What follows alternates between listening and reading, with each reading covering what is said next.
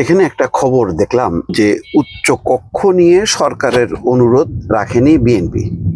এই যে PR system নিয়ে এমনিতেই একটা ঝামেলা আছে, তাতে জামাত যেভাবে কামড় দিয়ে বসে আছে, তাতে জামাতকে যদি এই নির্বাচনে রাজি করানো না যায় তাহলে কিন্তু একটা বড় সংকট হবে।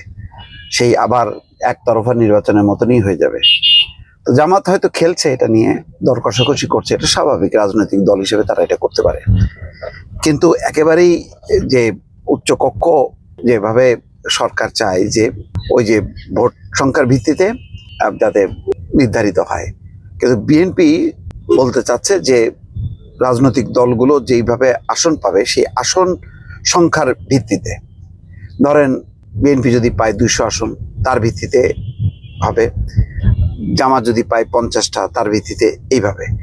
কিন্তু সরকারের যে ঐকমত্য কমিশন তারা চায় যে না, রাজনৈতিক দলের টোটাল যে ভোট সংখ্যার ভিত্তিতে, সেই ভিত্তিতে উচ্চ কক্ষ সেখানে প্রতিনিধিত্ব নিশ্চিত হোক।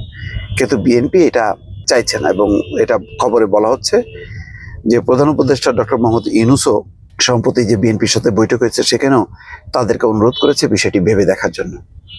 এটা বিএনপিকে একটা সমঝোতার জায়গায় আসতে হবে, তা নাহলে কিন্তু সংকট বাড়বে।